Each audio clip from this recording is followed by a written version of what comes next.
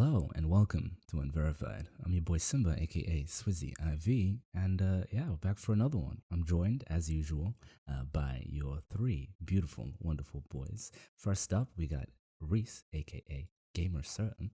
Hi. Beautiful, beautiful. Next up, we've got Israel, aka Orumo Lade. Hello. And last, but most certainly, not least in any sense of the word, we got Simi, but you may know him better as Tamago2474. How's it going, Simi? What's up, everybody? Welcome to the podcast. Let's go. Let's go. How's everyone been the last week? Doing all right. Still job hunting. That's well, you could work for Delphine. You could work on her PR team if you're looking for a job because she might need that. You'll never go out of work, at least. Yeah, you always have something to do. That is true. I might actually take that.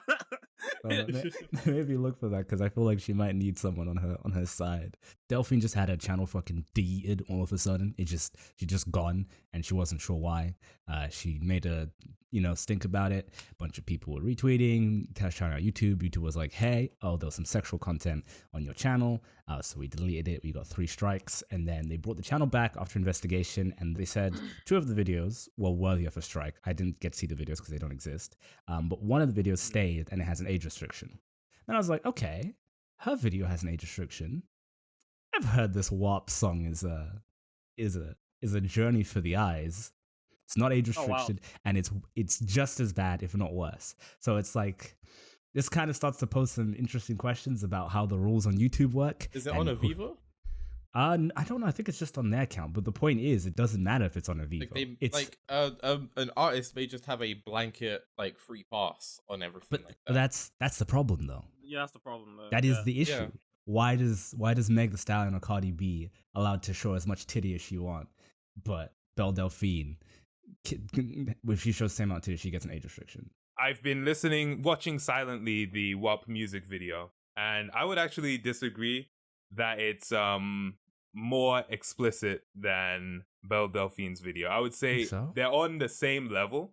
There's one very important distinction. Okay. The WAP music video is in itself a created piece of content. It's just the music video. It can be considered art. Belle Delphine's video was an advertisement for her pornography page. Let's say, I don't think a kid should watch the WAP music video. Even when I first saw it, I mean, I was into it, but I wouldn't want my little cousin watching this, would I? If a child was going to see this, it'd be like, okay, they watched the music video, then what? Then nothing, really.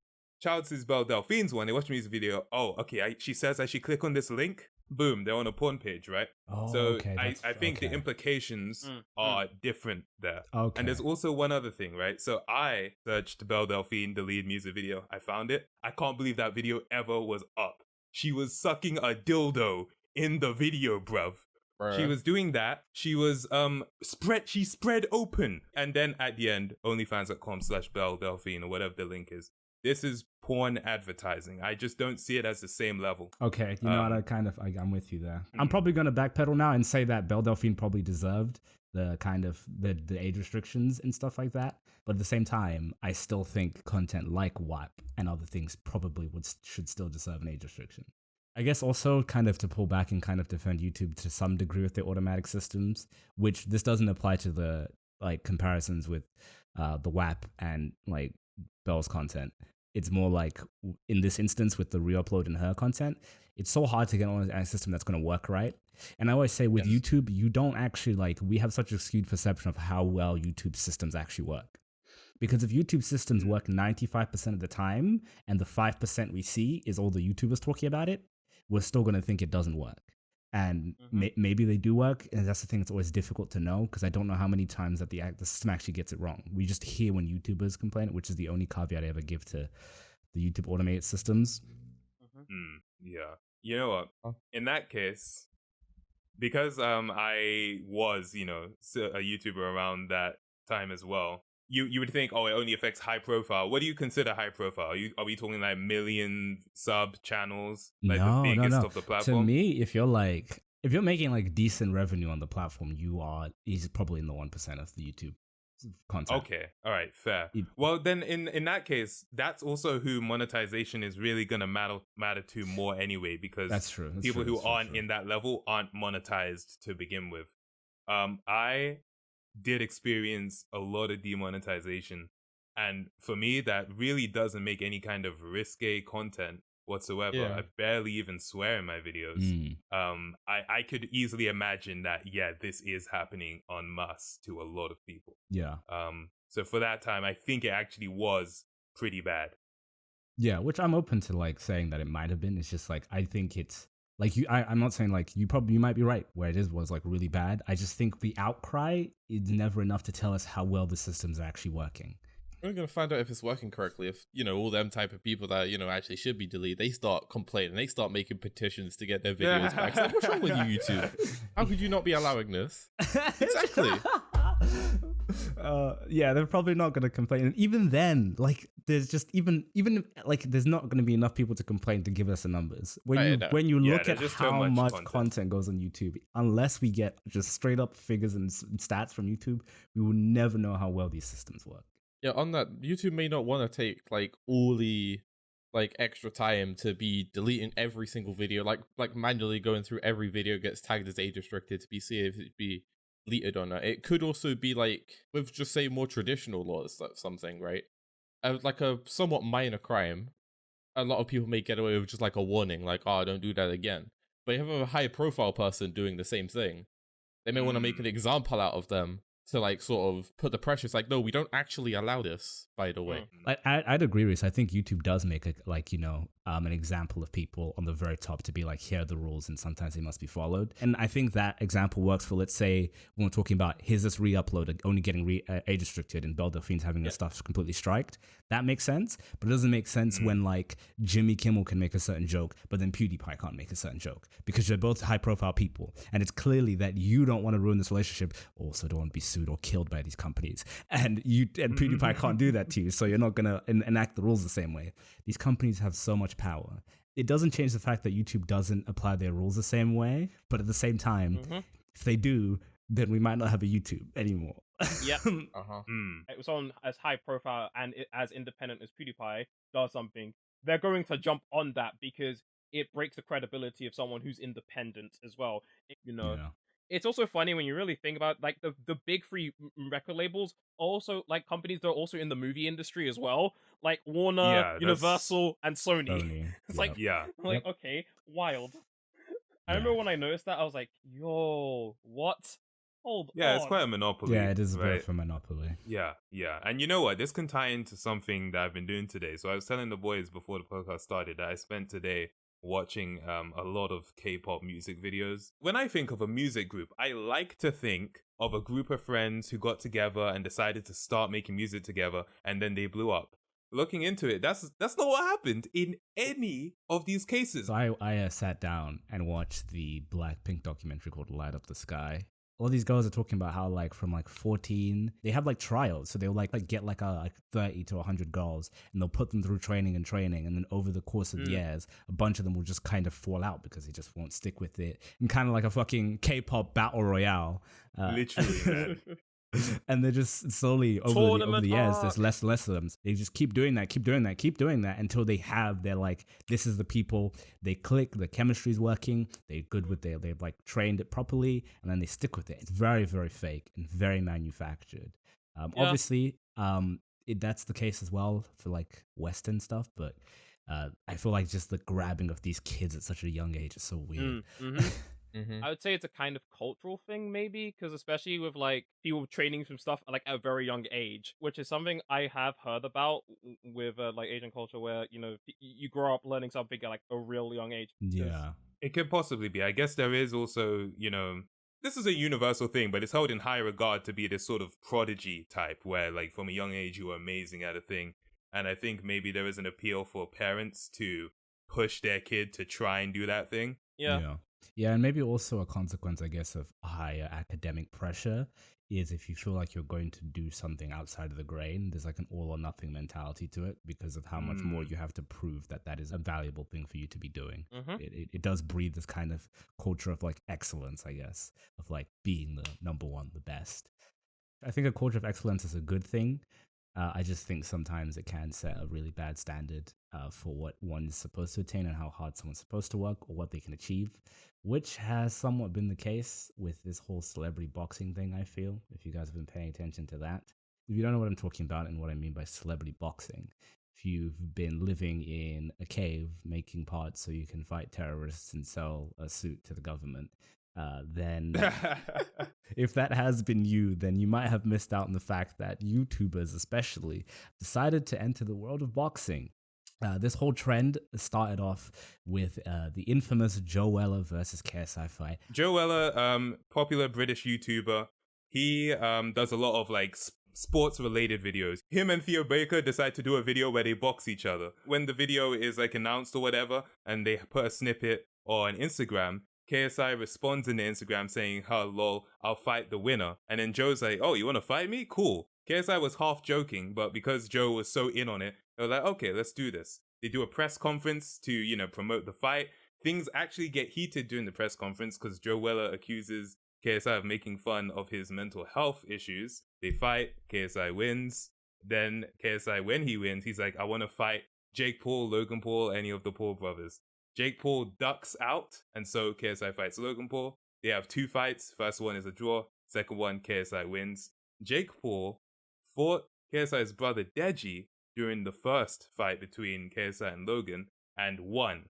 In the most recent development, Jake Paul has continued his boxing career even past KSI beating Logan Paul. So Jake Paul beat another British YouTuber called Anisong Gibb, and he beat him embarrassingly. To be honest, I wouldn't say Jake Paul beat Anisong Gibb. I would say Anisong Gibb lost. Like, he never really got knocked out, but like he fell over. He kept falling over. Mm-hmm. It's like, fell. bro, What do you mean he fell? He just tripped. He didn't get knocked out. He fell over, bro. If you paid for that fight, you'd be pissed. Mm-hmm. You'd be pissed. Because at least with this most recent fight between Jake Paul and Nate Robinson, Jake Paul really knocked that guy out. That is the best YouTuber knockout I've ever seen. No, it was wild. But on that note, so apparently he wasn't doing well before the last round, and actually, Jake Paul had illegally knocked him down. Apparently, so he was down before this round, in which he finally went out, and then the referee went really long on the counts and basically let him fight again. And a lot of people were like, that guy shouldn't have been allowed to get back up. You should have stopped him from fighting. You know what? I saw the full clip and I did see the first knockdown as well. Yeah. I didn't know it was illegal. He got a flurry and then he went down. I was like, oh, that counts as a knockout, right? Mm-hmm. Yeah. So I can 100% understand people who are saying, yo, the fight should have been stopped. It should have ended. He's fine now, I believe, but yeah, it was they were actually concerned on the day, and now some people are actually coming at celebrity boxing in general as health and safety. I heard somebody coming out and criticizing the fact that they even gave him a license to fight professionally. This Nate Robinson dude, right? Because he does have no boxing experience. Yeah, this guy was not he's ready. done fights before. People don't know Jake Paul and Logan Paul used to wrestle back in high school. And especially if you consider the fact that, Jake Paul has, his last fight was with Anderson Gibb, it was earlier this year. So he basically has, the workout he already had done. He just needed to maintain it. Yeah, he just needed to maintain it. Mm-hmm. So he was already in, a boxing standard. But yeah, poor Nate. Poor Nate. Poor guy, man. Just giving him that professional license, actually, I would say was a mistake. Yeah, that was definitely a mistake. Even with KSI, right? He started out and they gave him headgear because they said, yo, this is your first fight. Right. You can't go without headgear. Yeah. I think that's the concerning thing about celebrity boxing, isn't it? Is I think the money being involved can start to skew things. Because people also don't know, this is an undercard fight for Mike Tyson, by the way. So it's being the agency that's sorry, we can't let this fight happen because this guy isn't licensed to box. I feel like rules start to get skirted a little bit, but that's just pure speculation that I can't back up. How do you guys feel about celebrity boxing? I like YouTuber box. It's because I watch these YouTubers. You don't follow same. Celebrities that much. I will say it did get me more into boxing. When I hear that there's a big fight going on, I will the next day look at highlights or maybe even watch a whole replay of the fight. No, probably not me, because I'm just I have way too much entertainment in my hands. So let me. I don't have to watch everything. I think the whole celebrity boxing thing is fine. It's a little fun thing, but not like this. At least with say the original like KSI Joe Weller and maybe even like KSI Logan Paul fight, it was like, oh, we're going to fight. We both have a year to train. It's not, I've been training and fighting for several years. Show up on this day and let me kill you. I mean, even in like very early fights, I don't feel like it was taken as seriously as some of the more recent YouTuber boxing fights. I'm sure they probably took it pretty seriously, like the people themselves, because, you know, yeah, obviously. But I think after that first Logan and Jake fight, we were like, oh, this is like a thing. We're one step closer to bringing back blood sports, baby. Hell yeah. Just a note that I was reading on. Apparently, Logan Paul wants to fight Floyd Mayweather. Do you know what the wildest thing is? Jake Paul said, yeah, I just probably couldn't watch that fight. If he can't beat KSI, what makes him think he can beat Floyd Mayweather? That's literally exactly what I was about to say. He literally follows up, I wouldn't be able to watch that. I wouldn't want to see my brother get beat up like that. But we'll see what the future brings. That's when your brother's like, bro, you lost to KSI. Just step down. 1L, your brother is Jake Paul, who's kind of deluded. Yeah. And then number 2, your deluded brother, Jake Paul, doesn't even believe in you. That's a problem. This is also the same guy who has said that he thinks he might be the new Floyd Mayweather, and he went, let me come back to reality. Yo, Logan, you might die. Listen, man, if they let that fight happen at that point, yeah, that's going against so many like morals and ethics. Nobody should let that fight happen. That is signing a death sentence. Oh my god. Do you guys think there is some sort of a worry about health and safety when it comes to these celebrity boxing matches? Do you think it's a concern? Definitely, yeah. People like legit die in that sport. You're taking heavy blows to the brain. Like, yeah. The thing I think people don't mention a lot, especially in those sports, is like, it's like people are like, fine, I just won't die. It's like, even outside of that, all of those people come out with like brain injuries of some sort. Yeah. I think MMA is like the worst. MMA and I think MMA is probably the worst of them because it's fucking just bare knuckle boxing shit. Yep. And also, especially because everyone, I'm convinced almost everyone else who does MMA is just a crazy person who wants to just murder people on the street. 100%, yes. Anyone who does MMA is a crazy person. No rational person will step into an MMA ring. Like, no. 100%. Literally, you just want to beat people up, but legally. Yo, do you know what's wild? When someone goes out in boxing, the other boxer is like, yeah, leave him alone. When someone goes out in MMA, you go at them and you hammer hit them on the head. Like, yeah, no, I'm sorry, man. MMA is not for well-adjusted people. Let's just be real with each other. Nah, it's true. That's true. That's not for normal people, man. That's just for crazy people who want to beat people up. Which is why I want to do MMA for fun, because I'm one of those fucking crazy people. One story, right, is there was this MMA fighter. He got upset with his girlfriend and he started beating her up, and he's an MMA fighter. Like, domestic violence when you're an MMA fighter is like max level. Like, she came out really bad. And it's just like that stuff, I feel like there has to be a part of you which is just violent. I mean, yeah. You know? Yeah. If you know you're a violent person and you're seeking help, I think going into a safe and regulated environment to go kick the shit out of people is better than just going out to the streets like it's GTA and just picking a random person. So like, go hit this person who is just like you. I think definitely, especially for like boys, I think that type of stuff should probably be encouraged more, because like boys just have so much like fucking pent up aggression for I don't fucking know why, and it's like you need a healthier release instead of just letting people fucking stab each other with compasses in the fucking AstroTurf. Funnily enough, there was a person in our secondary school who did boxing. And whenever someone got in a fight with him and they didn't know he did boxing, basically they never fought him again. This person got in a fight today, and you don't have to ask if they won. You know they won. It's like they won. That's the thing about fucking playground fights. You don't know what other people do, and you're taking such a risk when you throw a punch. Legit. Don't do that. Don't just punch random people in the playground, because that's a fucking stupid people move. Another thing that I'm kind of interested about celebrity boxing, do you feel like, at least for me, that's the case, but do you feel like maybe it's setting some unrealistic expectations for people looking to get into the fighting space in any capacity? I actually don't think so.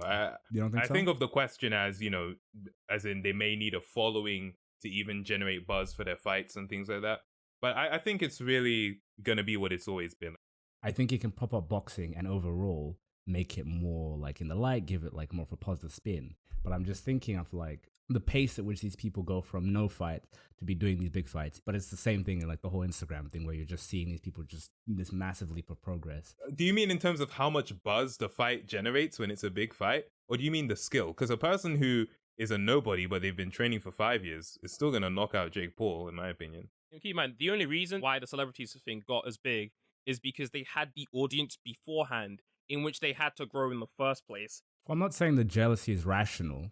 Like, I agree with what you're saying, and I agree with both of you, is where I'm like, rationally speaking, if you just sit down and go, oh yeah, consider these factors X, Y, Z, I shouldn't care. But I mean, like, human beings aren't rational creatures, and that's not how we feel when we're like in something. Well, here's what I think, right? It's like with the music example, is an example that works on its own, because it's like when you see a YouTuber do music and you see it getting streamed and hyped up, and you've been doing music for a long time and no one's discovered you, that's annoying, because it's like, oh crap, like, do I have to freaking do something else to get big and then I can finally release my music?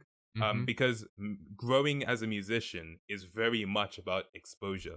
I don't think it's the same with sports, because sports have their own internal systems of how you get known. You get known by being good at the sport. You don't get known in music by being good at music. You have to make connections. But sport is very much about how good you actually are. I understand that they have their systems, but in a sense, there's like an almost shortcutty kind of element to it, where I agree, Definitely. you still have to be good at the sport. But it's like, let's say I was somebody boxing and I'm seeing these people going from doing no boxing to fighting Floyd Mayweather out of nowhere. I'd go, okay, I'm still going to get better at the sport, but it's like, should I just become a YouTuber as well and just try and base myself on my notoriety? Because I think it's hard to say that notoriety is not playing a factor into it, when obviously if you're a celebrity, you can get into the fighting scene like much easier if you're doing something else that has kind of made you kind of famous as well. And then it can kind of put into questions like, should I do this? Similarly, let's say for the film industry is notoriously known for being really tight ass about how to go from being nobody to a director. But if you just become a celebrity, just fucking direct your own movie, and people, and then you kind of shortcut that. So it's like, there's these shortcut routes that can make you kind of be like, it's like, maybe should I do it this way? Like, it kind of puts doubt into stuff as well. You know what I mean? Yeah, I think that shortcut exists in every industry. Like, if you can bring a following with you before you even start the thing you're trying to do, that's always going to put you at an advantage. And that's why, like, even if someone wants to be a boxer, I would be like, yo, yeah, do be a YouTuber, do be a TikToker, do be a social media person. I can think of an example of Vidal Riley, who's the person that trained KSI for his fights, and he's now signed with Mayweather Gym because of that, right? And he's growing his social media. He has 1 million subscribers on YouTube. I would say in anything you want to do, if you can also be a social media star and you don't mind being a social media star, because it's not necessarily fun for everybody, then yeah, go for it. That's going to help you out a lot. Okay, yeah. So I'd say, if you are somebody who I'm saying may be affected from feeling demoralized and confused, I'd say that what you said there is the solution. But I think there is a problem with that thing where that can confuse people and make them think about what they should be doing. Do you know what I mean? I feel like in music and even the sports side of things, right? I feel like somebody that has a following will probably earn the label, the producer, whatever, more money than somebody who may be a bit better than them, but zero following. Because people want to join it, even if they're not as good and they may not win necessarily, because they have that following, it will bring in such a large audience. And so it's just sort of like that risk that they're willing to take. It's just like the audience they have is just guaranteed money. That's what I'm saying is like, with the celebrity boxing, is the celebrities, instead of doing it the inverse, instead of going, I'm going to be a boxer, I'm going to train to be a boxer, and then I'll also work on the social media, didn't focus on boxing whatsoever. They went, I'm going to be a boxer, train for a year, and now they're doing massive fights. Do you know what I mean? You understand how, like, if somebody is trying to be a boxer, that could be like, what the fuck am I supposed to do in order to actually succeed, like, in this industry? Well, it's also a thing of, if you're trying to be taken seriously as, like, a boxer, I feel like they're going to permanently have that YouTube boxer type tag to it. It's like, I think the title thing, I agree there may be some people who care about the title thing. And I think maybe that's where that confusion starts to be emboldened by, is the fact that you're confused whether or not you should focus on trying to become a quote unquote boxer or becoming like a celebrity. I guess it's that point where you start to question how much of the integrity of what you're doing you may have to subsidize in order to, you know, if you're trying to go to Olympics, clout might not matter. But if you want to just, you know, have big card title fights, clout matters. So it's like, should I be, okay, I should work on my gym side, but I should probably go heavier on this social media thing and not care what title I have because I want to put food on the table. You know, it's, yeah, like clout is still important, like especially with any like big industry, like regardless, it's kind of a hard thing to, especially when, you know, people want to sell things. So yeah. And if in some companies they may fucking add it into the contract that you gotta have a social media following. Go check out episode 19 and you'll know what we're talking about. And if you want to keep and maintain the order that is Unverified, then you should head over to twitch.tv/Unverishow. We're an affiliate now, so if you want to support us and the things that we do, head over there, hit that subscribe button. You got Twitch Prime, you got Amazon Prime, then you got Twitch Prime, and you can throw us a Twitch Prime sub. For some reason I'm streaming for no any reason, or just donate me about like a million, maybe. Yeah, if you're Mr. Beast and you're listening to this, head over to twitch.tv/Unverishow and donate like £1 million or whatever. Yeah. Or what is it in America? Like $1 million Robux? Dollars? I think they use And we also stream on Unverishow every Friday at 7 p.m. We're probably playing Minecraft at the moment. That's what we're doing now. Probably. We're Minecraft YouTubers now. Well, actually, we're Minecraft streamers now. We were Minecraft YouTubers for four episodes, and then we quit that. So we're Minecraft streamers now. You can check us out on Twitter. Check out the YouTube channel to keep up with all the content and see the video version of the podcast. And if you really do love the show as well, and you can't financially support us, share the videos, share the content with people. That's honestly, right now, one of the best ways to support the channel, is just sharing it and getting it out there. Secondly, just making sure you give us a rating on iTunes, preferably a 5 stars, but if not, 4. No, 5 stars or don't do it. 5 stars or we know you're lying on the review anyway. 5 stars or nothing. You heard it here first, folks. 5-star review or just close the page. Follow us on Spotify. All right, we're closing statements. I hope Nate Robinson is okay, man. Hopefully, man. And Jesus. I hope you guys are all doing well. And my advice for all of you is to have the exaggerated swagger of a black teen. Oh, for fuck's sake.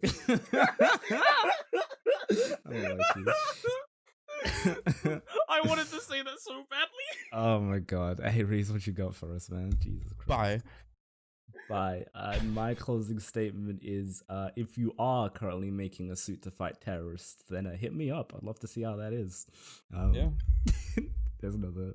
I can recommend a certain material, I was about to, because I'm like, oh my god, controversy, like trying to avoid controversy mode. I was about to say, I probably shouldn't say I don't like terrorists. And I was like, wait a minute, that shouldn't be controversial. See you guys later.